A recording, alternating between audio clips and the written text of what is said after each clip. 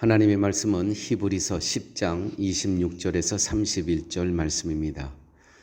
우리가 진리를 아는 지식을 받은 후 짐짓 죄를 범한 즉 다시 속죄하는 제사가 없고 오직 무서운 마음으로 심판을 기다리는 것과 대적하는 자를 태울 맹렬한 불만 있으리라. 모세의 법을 폐한 자도 두세 증인으로 말미암아 불쌍히 여김을 받지 못하고 죽었거든 하물며 하나님의 아들을 짓밟고 자기를 거룩하게 한 언약의 피를 부정한 것으로 여기고 은혜의 성령을 욕되게 하는 자가 당연히 받을 형벌은 얼마나 더 무겁겠느냐. 너희는 생각하라. 원수 갚는 것이 내게 있으니 내가 갚으리라 하시고 또다시 주께서 그의 백성을 심판하리라 말씀하신 것을 우리가 아노니 살아계신 하나님의 손에 빠져들어가는 것이 무서울진저. 아멘. 오늘 말씀은 아마 제가 지금까지 설교한 내용 중에서 가장 심각하고 그 경고의 의미 가장 강력할 것 같습니다. 오늘의 본문의 말씀의 제목은 의도적 죄와 은혜를 저버린 자의 끝은 불의 심판이다 입니다. 여러분, 개혁주의는 한 번 구원받으면 영원히 안전을 가르치지만 맞습니다. 동시에 고의적이고 지속적인 배교는 구원의 확신을 흔들고 심판을 초래한다는 것이죠. 오늘의 이 본문은 값싼 은혜를 철저히 배격합니다.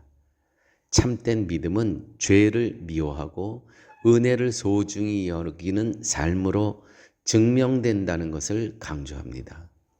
하나님의 주권적 심판 아래서 우리는 두려움과 경외함을 갖고 살아야 한다는 것이 오늘 본문의 주요 메시지입니다.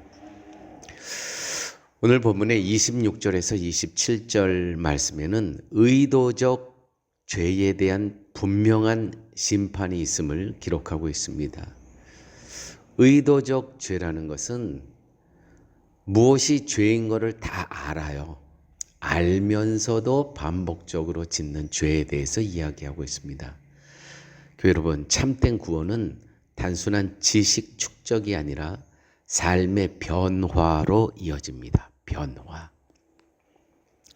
그러므로 변화되는 삶을 통해서 그 사람의 구원됨을 우리는 알 수가 있는 것이죠.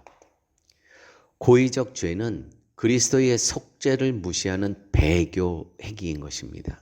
배교, 배신, 배반, 은혜를 헛되게 하는 것입니다.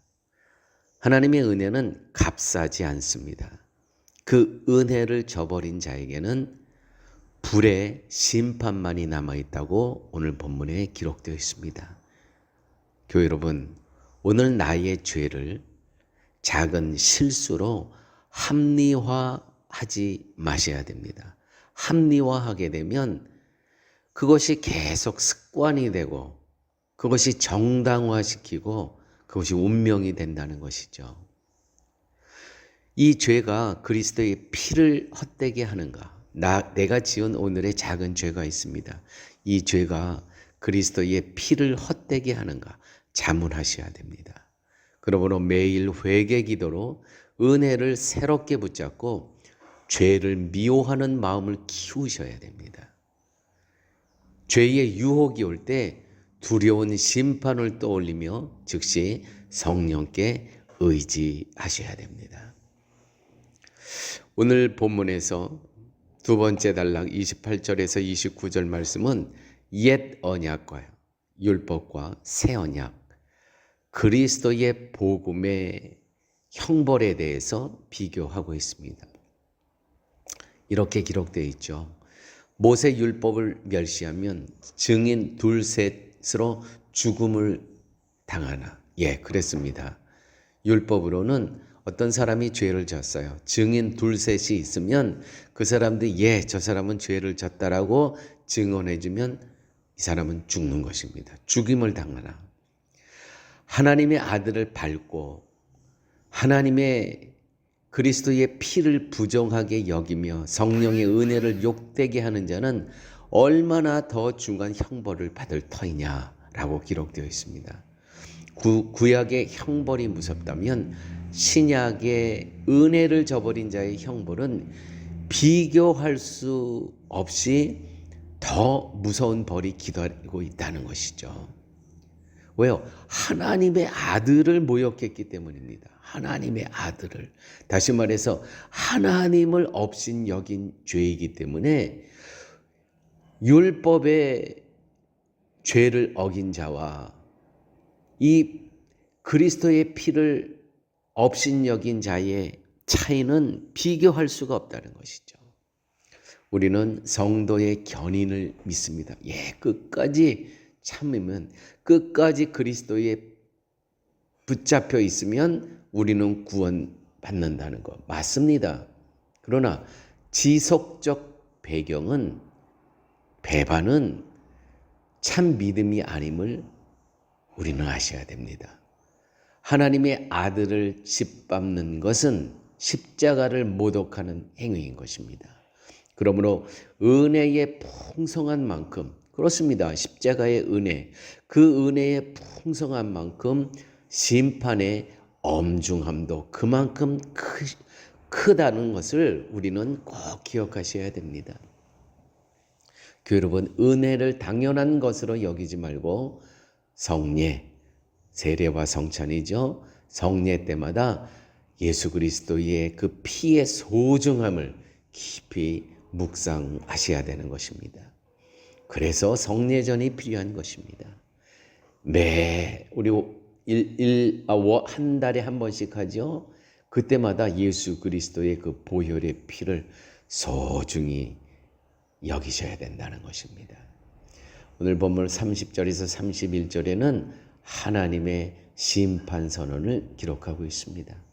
원수 갚는 것은 내게 있으리라 하시고 주께서 그의 백성을 심판하실 터이니 살아계신 하나님의 손에 떨어짐이 두렵도다. 교회 여러분, 신앙이 무엇입니까? 신앙은 살아계신 하나님 앞에서 살아가는 행위, 그것이 곧 신앙인의 삶이라는 것이죠. 살아계신 하나님입니다. 죽은 하나님이 아니고 살아계신 하나님. 하나님의 심판은 인간의 기준이 아니라 하나님의 공의인 것입니다. 은혜 받은 자라도 심판의 경외함 속에 믿음을 지키며 살아야 하는 것입니다. 이 경외함은 공포가 아니라 거룩한 경건을 낳아 우리를 더 깊이 그리스도께 붙잡힌 삶을 살게 하는 것입니다.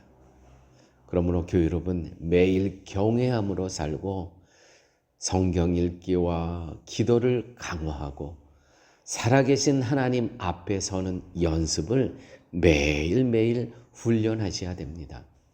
가족이나 공동체와 이 본문을 나누며 피차 서로 원수 갚는 일은 주님께 맡기고 우리는 은혜 안에 삽시다 라고 피차 격려하며 살기를 권면합니다. 여러분, 의도적 죄는 은혜의 문을 스스로 닫는 행위입니다. 그러므로 그리스도의 피를 소중히 여기며 두려운 심판 앞에 경외함으로 살아가는 우리 모두 되시기를 예수님의 이름으로 축원드립니다. 아버지 하나님, 감사합니다. 오늘 이렇게 귀한 말씀으로 우리가 이 땅의 삶을 어떻게 살아가야 되는 것을 가르쳐 주심을 아버지 하나님 감사합니다. 하나님을 소홀히 여기지 않게 하여 주시고 예수 그리스도의 보혈의 피를 또 짓밟지 않게 하여 주시고 또 예수 그리스도를 또 십자가에 못 박는 의도적 죄를 범하지 않도록 우리 주님 늘 동행하여 주옵소서. 모든 말씀 예수님 이름으로 기도드렸습니다. 아멘.